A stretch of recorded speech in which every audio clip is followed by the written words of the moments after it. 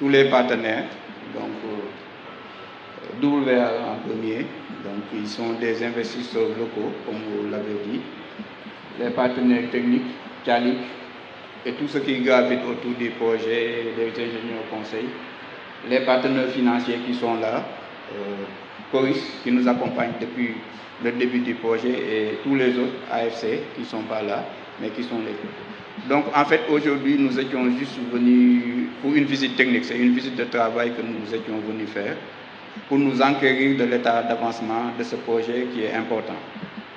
Comme vous le savez, nous allons vers la pointe le mois d'octobre et ce projet-là va participer en tout cas à résorber la demande au mois d'octobre. Donc c'était vraiment le premier objectif, c'était s'assurer que nous serons dans les délais pour que le projet puisse participer à cette pointe-là.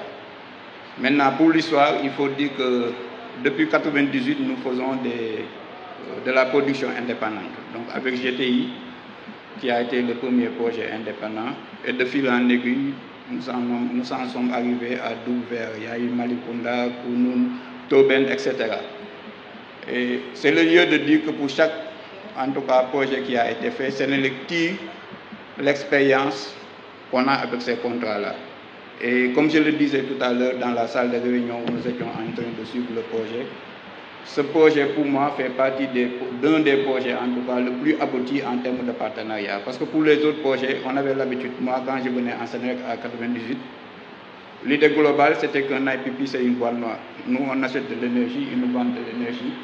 La seule responsabilité de Sénélec c'était de payer l'énergie et pour la partie en tout cas contractuelle c'était de nous fournir de l'énergie selon le contrat. Pour ce projet-là, du début à la fin, de l'appel d'offres au financement, il n'y a pas en tout cas une seule activité qui n'a pas été faite avec les gens de Sénélec. Et donc comme il l'a dit, c'est un projet que nous connaissons parce que nous avons suivi du début à la fin. Et en termes techniques, il faut le dire parce que quand même il faut éclairer, disons, aussi bien les techniciens que ceux qui ne sont pas techniciens. Ce n'est pas parce que la capacité est de 300 MW qu'il faut par ailleurs installer d'autres centrales qui font cette capacité. Vous l'avez visité aujourd'hui, on ne va mettre en place qu'une seule turbine. On va en tout cas mettre en marche qu'une seule turbine de 100 MW. Donc bien que ça soit une capacité de 300 MW, elle est composée de 3 parties. Et comme vous avez dû certainement le voir, il y a deux turbines de 130 MW et une turbine à vapeur qui va permettre en tout cas d'améliorer le rendement. Et pour chaque partie, il y a en tout cas une forte chance qu'on ne perde pas les 300 MW d'un seul coup. Tout ça pour dire en fait qu'un projet, quand nous le faisons quand même, Sénélec prend les garanties pour faire les études nécessaires pour être sûr que le projet s'intègre globalement dans notre mix énergétique. La deuxième chose qu'il faut reconnaître, c'est pour ce projet-là, c'est un projet innovant.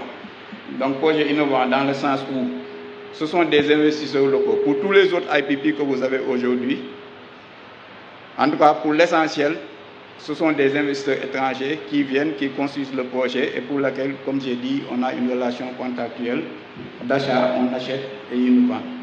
Pour ce projet-là, c'est des investisseurs sénégalais qui se sont regroupés, qui ont fait toutes les démarches nécessaires pour amener le financement en s'associant avec Sénélec qui est le bras technique.